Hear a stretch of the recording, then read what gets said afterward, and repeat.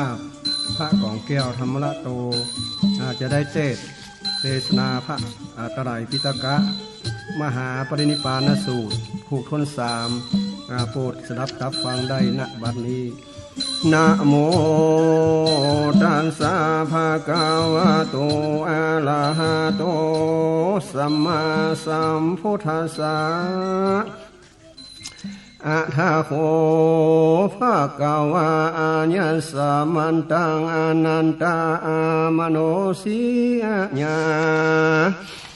มานันตะเยนะโกปิขโมเตนะปัสสังกัมเมสัสสะมาธิโสตุจานังจุงดาฟังธรรมเทศนาดวงนิสัยอันสืบเนื่องกันโดยมาในมหาปารินิพพานสูตรคถาเป็นพุทธาโอวาทเทศนามาแด่จุงตั้งจิตใจแฝดาฟังเพื่อให้แจ้งแก่ปฏิปทาเพื่อ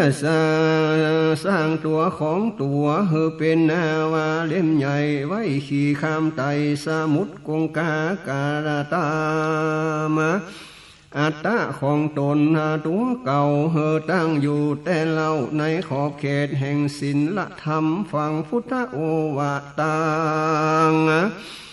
จริงจำไว้เฮอได้ก็จักเป็นไม่ไตส่องมากาตานก็จักเป็นภาระสารอันบ่เศร้าดำเดินความตามบทบาทก้าวหากมีมาเจอและนาอัทะโหภะกวาในกาละครั้งหนึ่งใส่พระตาทาคาตะเจ้าได้เรียกร้องหาอย่างอานันตะมาเฝ้ารับสั่งเจ้าอานนท์ว่าดูลาอานนท์เล่าจักย้ายโตนะไปสู่ถึงติโยโกภิกาขามาท่านอโนนรับพุทธาตัดวาจาในกาละนั้นนาโสภกวาอันว่าพระพุทธเจ้าพร้อมโดยเจ้าภิกขุทั้งหลายก็เสด็จลีลาภายจากออกถึงฟ้าภิกามหากมีมาสุตังอันได้ยินมาว่าสมเด็จพระสัทธาสาธิทะสำราญอิริยาในข้ามาโกติกามว่าอันตถาคตรับสั่งเจ้าภิกขุทั้งหลายเล่านั้นเป็นตัลาว่าดูลาภิกขุทั้งหลายเพราะท่านทั้งหลายยังบ่รู้แจ้งดังตถาคตยังได้แสงเกียรติจาว่าท่านทั้งหลายต้องเรียนว่าหลายเล่งล้นแต่ใสเสียงกาละอานานนักใดว่าเมื่อนานก็พบอริยสัจธรรมสี่ประการนี่บ่แจ้งอันเราตถาคตแสงเกียรติจาอริยสัจธรรมสี่ประการนี้นาคือว่าทุกขอริยสัจจะทุกขสมุทัยอริยสัจจะทุกขนิโรธาอริยสัจจะทุกขโลถ้าขามินีปฏิปตาอริยสัจจะพวกท่านทั้งหลายจุงต้องเล่งร้อนเตียวต้องเตียวสร้างจีละการเมื่อนานดังนี้ใสดูลาภิกขุทั้งหลายเหล่าตถาคตได้รู้แจ้งตลอดแห่งทุกอริยสัจจะทุกสมุทัยอริยสัจจะทุกขนิโรธอริยสัจจะทุกขนิโรธคามินีปฏิปตาอริยสัจจะเสียงแล้วตัณหาในภพในชาติเราตัดขาดบ่เสสาตัณหาอันจักนำสู่ภพหน้าบ่ได้ในภพชาติใหม่มีบ่มีเหลียวห้อยแต่ดิลีพระมุนีตนพระเสดตัดเหตุอันเกิดบ่มีมาแล้วก็ได้เทศนา จตุนางอาลิยาสัจจานางงาญาธาภูตังอาธาทัศนาดังนี้เป็นต้นเกิดว่าเราบ่หันอาลิยาสัจธรรมตั้งสี่ตามความที่เป็นจริงมาเราและท่านจริงใดเวียนว่ายในโลกาหากต้องเที่ยวไปมาในจาดนั้นว่าอันเสียงกาละอันเหมือนนั้นอันว่าอาลิยาสัจสี่ประการนี้เราได้หันเสียงแล้วเรามาถอดเสียยังตัณหาหันจากนำตนเราหน้าไปสู่ภพเสียใดหากเราของมักใจเราตัดขาดหมดแล้วบริสลอจะไปพบชาติใดโนหาบ่ได้แต่และได้ยินมาพระสัทธาสัพพัญโยพระพุทธเจ้าได้เทศนาธรรมิกถาอันนี้เล่าแก่เจ้าภิกขุมากแต่นักหนาว่าอันนี้เป็นศีลอันนี้เป็นสมาธิอันนี้เป็นปัญญาสมาธินั่นเป็นศีลได้อันอบรมแล้วย่อมบอกแก้วจากพละผลมีอานิสงส์ใหญ่กว่าทรงเสพสร้างมรรคดีปัญญาอันสมาธิอบรมมาแล้วดีหลีย่อมมีอานิสงส์ดีอันใหญ่มีดังนี้ใส่บอกไกกาจิตตปัญญาอันอบรมแล้วแต่ใส่ย่อมหลุดพ้นในอาสวะกิเลสสาคือว่ากามาสาวะภาวะสาวะลาวิสาสาวะบอกขาดแต่ดีลีจะและนากาละข้างนั้นพระสัมมาสัมพุทธเจ้า โยสามล้านแต่เหล่ายังโกภิกามาลามพระสัทธาตัดเรียกหายังอานันตะมาเผารับสั่งแก่เจ้าอาโนนะว่าเราไปกับนาย้ายจากเราจักฝากไก่ไปสู่หุ่นไก่แห่งห้องตามเขาเรียกร้องว่านาติกามาคามาท่านอานันตะรับพระสัทธาวาจาในกาละนั้นนาพระสัทธาสัมมาสัมพุทธเจ้าพร้อมนั่งพาหนึ่งพาปีโสหมู่สงอันตะลงสินจาลาวัดหมู่ใหญ่ก่อสาเด็ดไตมากาต่างถึงนาติกามาบอกขาดในพระพุทธเจ้าได้อาศัยปาลาตั้งอยู่ในที่พักอันใหญ่คือโดยอันพี่ไว้นาติกาขามาในกาลนั้นต้านอานนท์เข้าไปกราบทูลสานั่งที่กวนอันหนึ่งแล้วว่าข้าพระองค์ได้ลูกมาภิกขุผู้มีนามว่าสาละหะว่าอันได้มาลานาตายไปเสียแล้วในนาทีตากามกาติและจาติเมื่อนาอันติดตามของหาต้านสาละหะแต่ใส่ภิกขุนี้ผู้มีนามชื่อไว้ว่าหานันทะก็ถึงซึ่งมาลานาตายไปกาติต่างไปเมืองนานั้นนางจักเป็นฝ่ายใดว่าอันนาอุปาสกะผู้มีนามว่าโสตันตะอุปาสิกาผู้มีนามว่าสุจานาอุปาสกะผู้มีนามว่ากาณทะอุปาสกาผู้มีนามว่ากาลอาลีมาภาอุปาสิกานามว่านิกาละและอุปาสิกามีนามว่ากาติสาสหะอุปาสกะผู้มีนามว่าตุลละอุปาสิกานามว่าสันตุทะอุปาสิกานามว่าภาละอุปาสกะนามว่าสุภาละกาตามกาละตายไปแล้วในนาทีกะขามกาติต่างไปเมื่อนาติดตามแต่ละคนจะเป็นจะใดบ่แจ้งขอพระองค์แสงเทศนา โสภะกวาอันว่าพระพุทธเจ้าก็ตรัสแจงเล่าใครจาว่าดูกาลาอนันตะภิกขุผู้มาลานาซื่อสาลาหะว่าอันตันผู้นั้นแจงยังเจโตองค์พระพุทธเจ้าทราบในปัญญาวิมุตตินั้นใสเสียงแล้วยังอาสาวะต่างหลายเข้าถึงแล้วโดยปัญญาอันยิ่งของตนเองแต่ดีส่วนภิกขุนีผู้มีนามว่านันตะนันเล่าได้สัญญาโยสานเบื้องต่ำ5 ประการเสียงไปโดยนางอุปาติกาปาลินิปาในภพนั้นแต่แด่บ่ปิดขึ้นมาแต่ยังโลกสงสารส่วนอุปาสกะโตสุตัตตะนันนา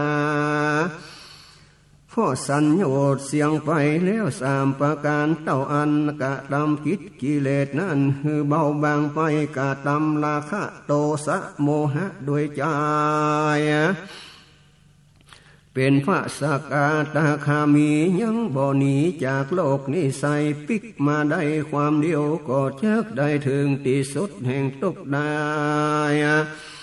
อุปาสิกาชื่อว่าสุจาดานันนาเพราะสัญโยชน์3 ประการเสียงแล้วเป็นพระสาโสดาบันพันเพียวบ่ตกตามแล้วเป็นธรรมดามาส่วนอันว่าอุปาสกะชื่อว่ากากุทะอุปาสกะชื่อว่ากา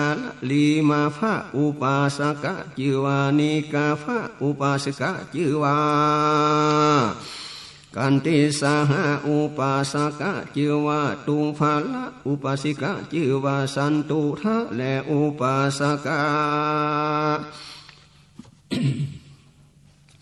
ภาทะและอุปาสกะสุภาทะแด่และคุณว่าอันกะตำสังโยชน์ดันสั้นต่ำนั่น5 ประการเสียงไปนานเป็นอุปาติกะปาลินิพพานในภพนั้นบ่ปิกขึ้นมาเป็นธรรมดาแต่ดีลีดูกาลาอานาถ้าพวกอุปาสกะในนาทีกะขามานิสัย50 คนได้กะตามกาละแล้วบอกขึ้นมาก็พ่อสังโยชน์เบื้องต่ำแต่บ่สังกาเป็นอุปาติกาบ่ปารินิพพานในภพนั้นว่าอันบ่ปิกขึ้นมาโลกนี้และเป็นธรรมดาส่วนอุปาสิกาในนาทีกะขามา96 คนว่าอันกะตำกาละนั่นก็เพราะสังโยชน์3 ประการเสียงไปนั้นดังอันก็เพราะกะตำการอันหันคมเสียยังราคะโทสะโมหะหือเบาบางลงหน้าเป็นพระสัตตกามีแต่ใส่ยังจักปิกมายังโลกนี้ได้ความเดียวว่าอ่านแล้วก็กาตำที่สุดแห่งทุกข์อันนั้นบ่เสียงกาพวกอุปาสกะในนาติขามา510 คนนั้นใส่กาตำกาละตายแล้วได้สังโยชน์3 เป็นโสดาบันมีอันบ่ตกต่ำใดก็เตี้ยงว่าจักใดตัดรู้ใดในกาละนาบ่ไกลกาจะและนาดูกาละอนันตะผู้ที่เกิดมาเป็นมนุษย์โลกต่ำตายที่กาลนั้นใจเป็นธรรมดาบ่นาอัศจรรย์ใจนาว่าอันต้านทั้งหลายก็มาเฝ้าถามพระศรัทธานั้นอันนี้เป็นการล้ำมาบากล้ำมาแก่พระศรัทธาเพราะเหตุนั้นเราตาทาคาตาจากเทศนาธรรมปริญญาอันชื่อว่าธรรมวาดเป็นทรงธรรมเตนาที่จะหือสาวกะอริยาประกอบได้พ พระยากาลานะแต่ใส่ด้วยตัวเองนะเรามีนรกเสียงแต่บ่เสียสาบ่มีกำเนิดเดลสานาบ่ได้เป็นเพศแต่ใส่บ่มีมาอาปาญะตุขาติวินิปาตาเสียงเสียเลี้ยวนาเป็นโซดาบ่ตกต่ำตายก็เตียงว่าจังใดตัดสู้ในอนาคตาอันว่าธรรมนิยายชื่อธรรมมาสวัสดนั้นเป็นสนัยดูลานันตะพระอริยสาวกะในศาสนาเป็นผู้ประกอบไปโดยภาษาปภาสัทธาความเชื่ออันมาบ่หวั่นไหวในตถาคตเจ้าเพราะเหตุนี้พระพุทธเจ้าพระองค์นั้นเป็นพระอรหันตาตัดโดยตนเองนะอันจอบประกอบโดยวิชาและญาณนะเสด็จไปโดยดีรู้แจ้งดีลียังโลกแท้สายเป็นสาราถีฝึกหัดหูผู้กาละดีควรเรียกไว้หากมีมา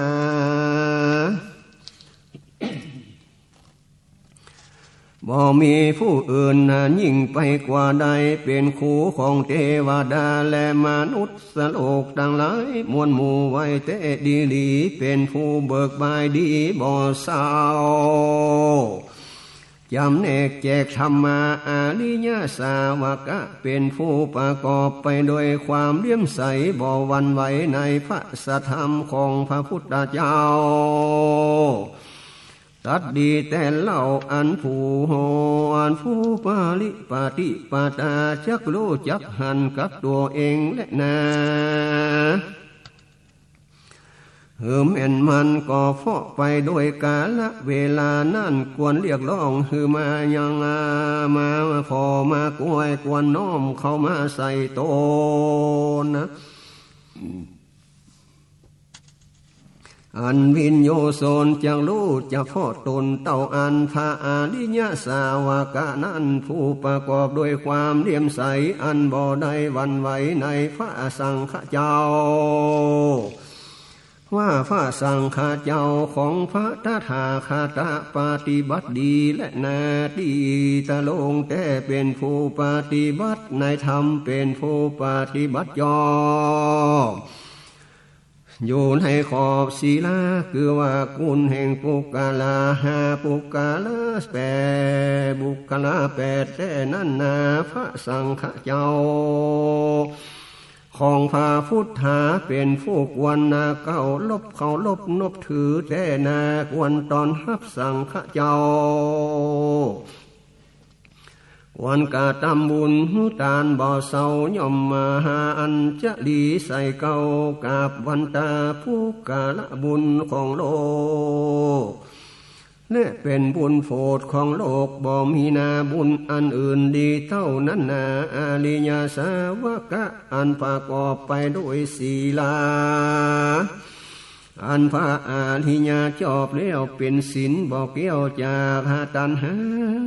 บ่ละทุเปนะถ้ารู้เป็นรู้และด่างฟ้อยแต่นาว่าอันมินอยู่โซนจักสันเสริญแล้วนั้นบ่กัดเกี่ยวไกกาสลาทิฏฐิตัณหาบ่ฮือมาไกลเป็นไปได้เปียสมาธิแต่ดีลีดูกาละอนันตะอันนี้แหละคือว่าธรรมะปริญญาและธรรมจาระแม่นมันฮือพระสังฆเจ้านั้นอริยสาวกะผู้ประกอบโดยดีและจำมาเนิงจำนงไว้ใดก็เจ้าพระญากาลนะใดโดยตัณหาโดยอัตตาตนไกลจากหุ่นลกแด่ไปเสียงแต่สักเดราสานะมีเปตะวิสัยบ่มาปุปปานาหลังอยากไกลเสียจากอบายทุกขติวีนิปาตะดังหลายเสียงแล้วมีจิตใจฟองเพียวเป็นพาเลวโซดาบานะ บ่ได้ฟันลงมาตกตามใจก็เป็นผู้เตียงจังได้ตัดสรุในอนาคตาแต่จันแลนาดังได้ยินมาพระพุทธสัทธาคตเจ้าสันทิตาสาธิสามล้านอยู่นั่นเล่าในนาทีกะขามได้ตะลงกะตำธรรมิกาตาอันมีนาเป็นอันมากวางส่งเสพสร้างภิกขุทั้งหลายอันนานี้สินอันนี้สมาธิอันนี้ปัญญาสมาธินั่นนาอันนาอบรมแล้วย่อมบอกกาดเกี่ยวพละฝนมีอานิสงส์สังสะอาสนเป็นอันใหญ่ปัญญาอันสมาธิได้อบรมมาย่อมมีพละอานิสงส์อันเลิศจิตตปัญญาอบรมแล้วย่อมประเสริฐแต่นาย่อมมาหลุดพ้นจากสาวะโดยจอคือว่ากามาสาวะภาวาสาวะอาภิสาสาวะเดดีลีในกาละขังนั้นภาสัพปัญโยสัทธาเจ้าใจสำราญบ่เศร้าในนาทีกาขามากอดนัดเรียกหาอย่างอนันตะมาเผารับสั่งแต่เราแก่อานนท์ว่าเรามาอยู่ที่นี่นะคือนาติกามาเรามาติดตามไปกับโดยหมู่เจ้าเราจะไปเข้าเมืองเวสาลีต้านพระอานนท์รับอัญจุลีดีลีก็มีวาจาดีไปบอกเปล่าไปไขกล่าวแก่เจ้าตั้งหลายมวลมากศรัทธาเสด็จพระกาวาเป็นประธานแด่ก็เสด็จเข้าไปแด่เมืองเวสาลีถึงโดยดีบอกกาดเข้าพักประดานาหากสำลานองค์สุตังอันใดสดับมาแล้วพระพุทธสัมมาสัมพุทธเจ้าพาดับในอัมพะปาลีวันบ่อเศร้านะเมืองเวสาลีพระพุทธเจ้าได้เสด็จเรียกหาพระภิกขุทั้งหลายมาเฝ้าพระตถาคตเจ้ากล่าวพุทธาภินวาจาว่าดูแลภิกขุทั้งหลายภิกขุควรเป็นผู้มีสติสัมปชัญญะบ่ฮือขาดนี่เป็นโอวาทของเราตถาดูแลเจ้าภิกขุทั้งหลายก็อย่างใดนั่นเรา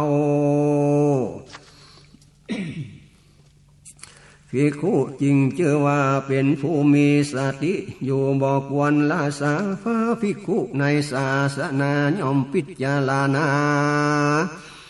หันยังกายาในกายอยู่พิจารณาหันเวทนาในเวทนาอยู่พิจารณาหันจิตตะในจิตตะอยู่พิจารณาทำอันหันยังทำอยู่เป็นผู้มีความเพียรมีสัมปชัญญะมีสติกรรมจัดเสียยังอภิชาและโตมานัดเสียในโลกได้ก็จริงได้เป็นผู้มีสติแต่บ่ควรวางดูกาลาภิกขุทั้งหลายบ่จังใดภิกขุจริงได้ชื่อว่าเป็นผู้มีสติสัมปชัญญะอนัญจาภิกขุตั้งมั่นนายศาสนารู้ตัวนาวาว่าทีเดียวแลเลี้ยวเมื่อหลังเมื่อหน้าในกาล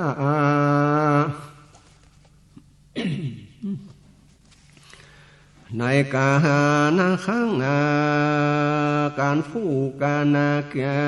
จะเลี้ยวการทะลงพาสังฆาและจีวรนะในการดื่มการเกี่ยวและการถ่ายการถอนในการยืนเตียวนั่งนอนหลับและตื่นว่าอันได้อย่างนี้แล้วภิกขุจริงเชื่อว่าเป็นผู้มีสัมปัญญะดูแลภิกขุทั้งหลายภิกขุควรเป็นผู้มีสติและสัมปัญญะอยู่อย่างหนึ่งใดอันนี้ใส่เป็นอนุสาสนีข ของเราตาทาคาตะสำหรับภิกขุตั้งหลายนาควรจำชื่อใดก็จากได้ภาละแต่ดีลีหาโสสิโขอัมพะปาลีกานินาเมื่อนั้นนางอัมพะปาลีกานิกาได้รู้ข่าวสารการเสด็จมาของพาตาทาคาตะเจ้าเสด็จเข้าสู่เมืองเวสาลีสำราญดีนะอัมพาวันของเราแต่ใส่เราก็ควรได้ไปหาสมเด็จพระสัทธาภกวาเป็นเจ้า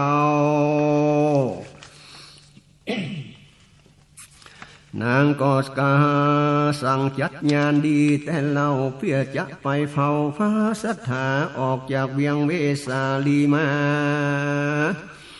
ก็ลงไปยังอารามของตนแต่แด่เข้าไปเฝ้าแต่พระสัทธาถึงที่ประทับแล้วนาถวายอภิวาทไว้พระบาทายสัพพัญโย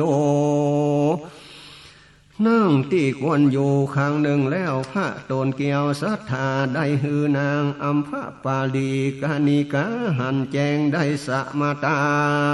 นะฮืออาหารแต่ใส่ละเลิงดีโดยธรรมิกาถาส่วนนางฟาดถ้าปาลีกานิกาพระพุทธาฮือหันแจงก่อสมาตานฮือองค์อาจฮือละเลิงโดยทำมีกาถาแล้วนางก็ได้กราบทูลพระตนเกี่ยวโพธิญาณว่าขอพระผู้บานะพร้อมโดยพระสังฆเจ้าเข้าไปเมตตารับภัตตาหารนาในวันผูกนิสัยพระสัทธากาตะเจ้ารับไว้โดยหาตุมหิภาวะในกาลครั้งนั้นนางอามาปาลีได้รู้ว่าพระพุทธเจ้าหลับแล้วจริงลุกจากที่นั้นถวายบังคมลาก็กระทำประทักขีนาแล้วก็ออกไปตีหันแต่ดิลีอาโสสุงโคเวสาลิกาลินจาวีเมื่อนั้นพวกเจ้าฤทธิสวีในเมืองเวสาลีได้รู้ข่าวว่าพระพุทธเจ้าเสด็จเข้าสู่เวสาลีประทับแต่ดีนะอัมพะปาลีวันเมืองเวสาลีแม่นมันก็จัดยานดีขอบคันออกไปหาจากเมืองเวสาลีมาพวกเจ้าวิสวีเล่านั้นบางพวกก็มีสีเขียว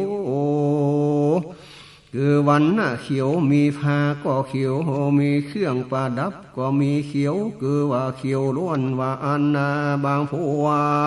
กนั่นสีเหลืองมีวันนะก็เหลืองมีผ้าก็เหลืองผ้าเครื่องประดับสีเหลืองแต่แดงอันพวกแต่สีแดงมีวันนะก็แดงมีฟ้าก็สีแดงและเครื่องประดับก็แดงเป็นหมู่บางพวกขาวล้วนคู่สีขาวหมู่สีขาวมีวันนะก็ขาวมีฟ้าก็ขาวมีเครื่องประดับอันใดก็ขาวทุกอย่างวันนะต่างๆหลายแสนสีปันนั้นนางอัมพะปาลีนั้นเล่าลมพาลบกับเผารถล้อรถเดียมากับล้อรถเอกพระตบกับเอกของพวกเจ้าวิสวีที่หมู่เงาพวกเจ้าวิสวีที่เกี่ยวกากว่าเจียนจาว่าดูนานางอัมพะปาลีเหตุใดตันจึงหือเผารถนาก็ตบมาเล่ารถล่อลมมาก็ตบกับล่อรถอันจา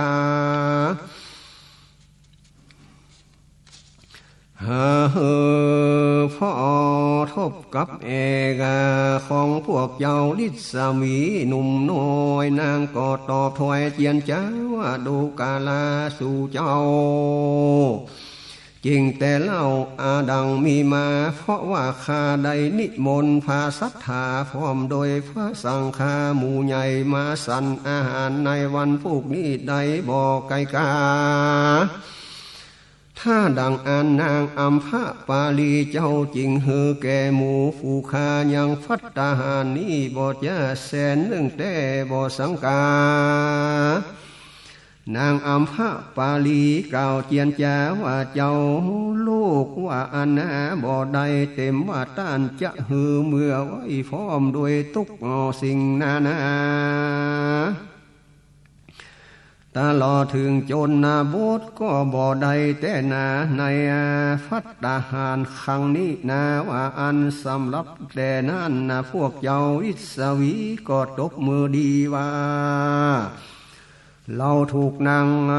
อัมพะปาลีลวงเราแต่แด่นางผู้เป็น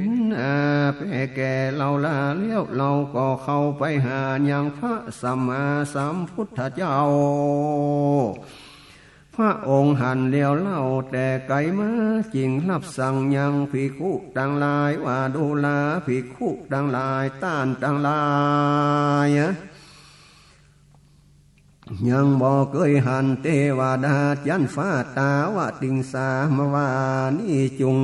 พอพวกเจ้าวิสวีนั่นไปเปรียบกับโดยเทวดาในจันฟ้าตาวะติงสาในกาละนั้นพวกเจ้าวิสวีไปนั่นเยวญานะจนสุดเขตในภูมิปาเต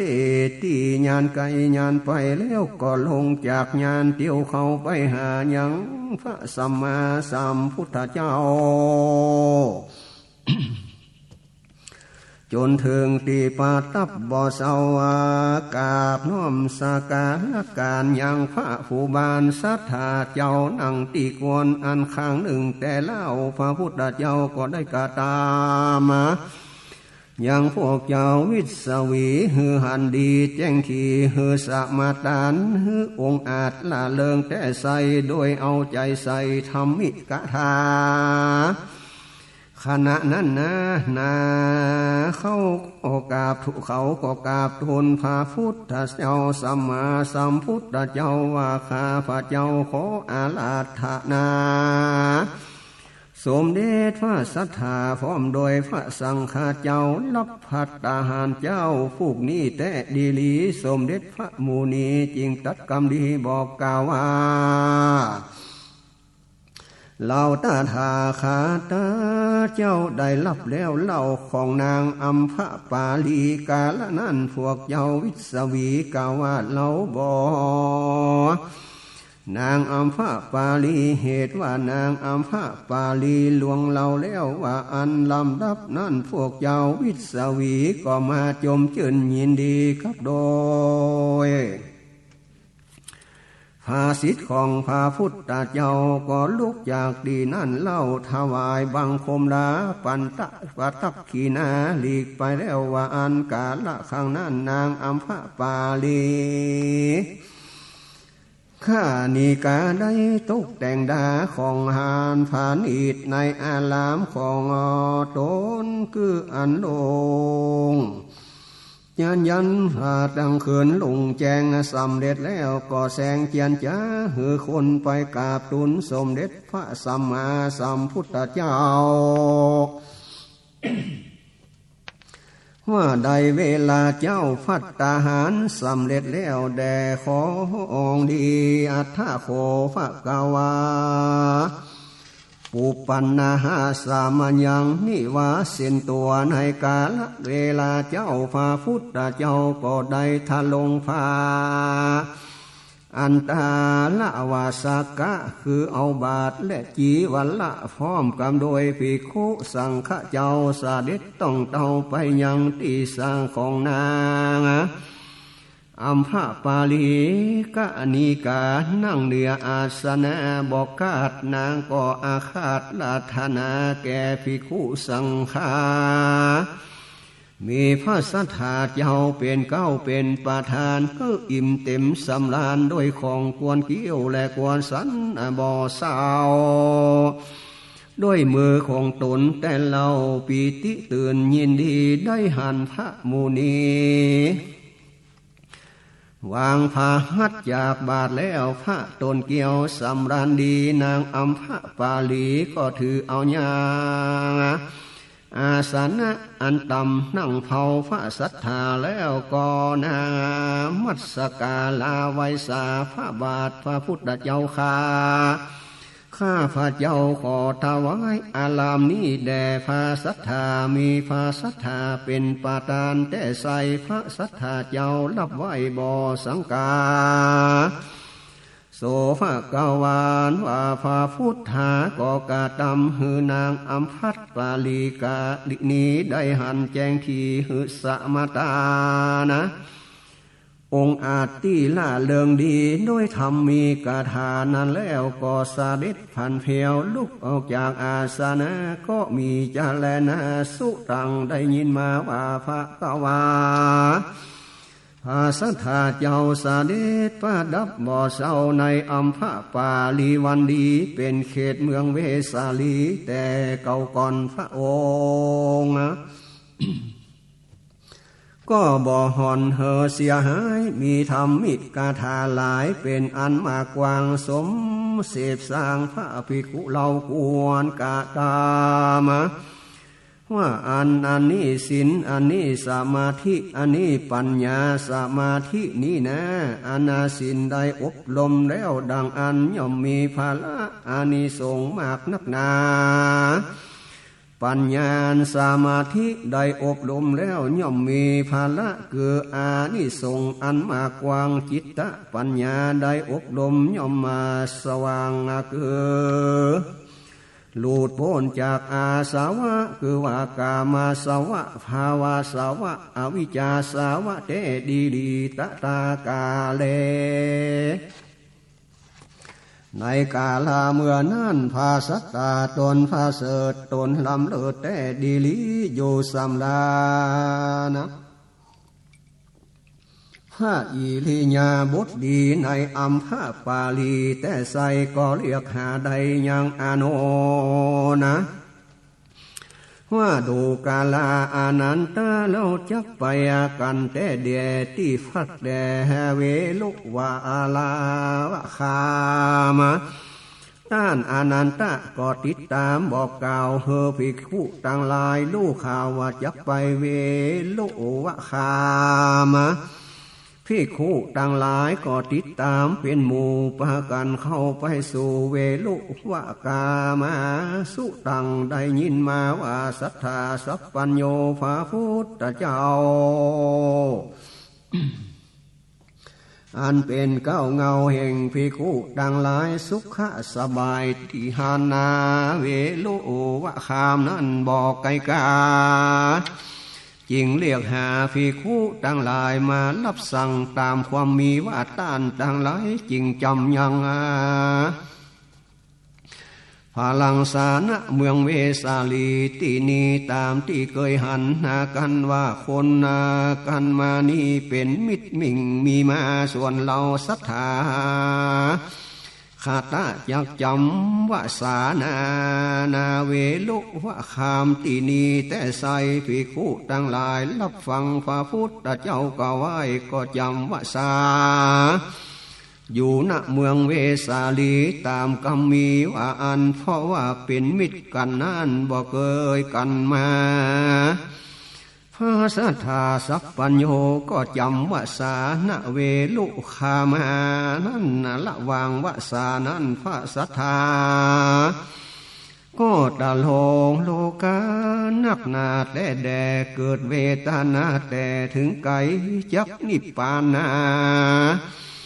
องค์พระสัมมาได้ยินมาว่านาทีนั้นพระองค์มีสติสัมปชัญญะอดบ่เกิดมีเวทนาต่อโลกโลกา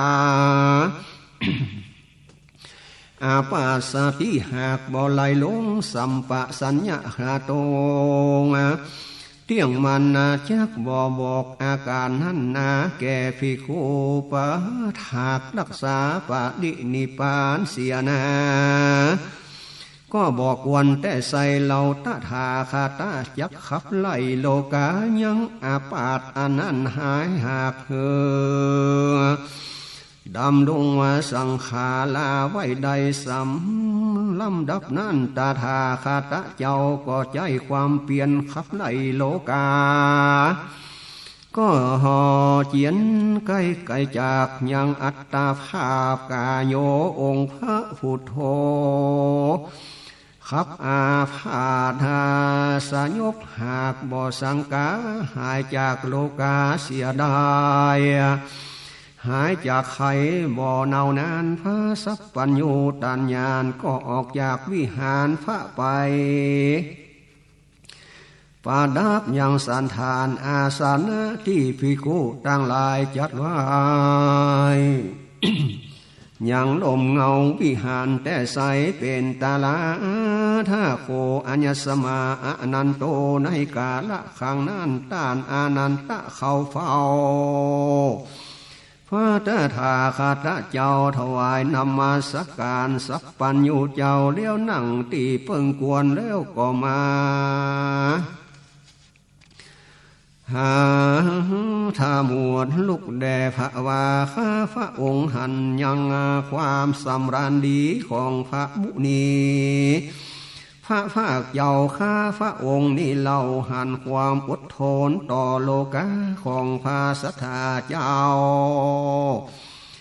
ร่างกายของพระองค์เกิดจาเสโส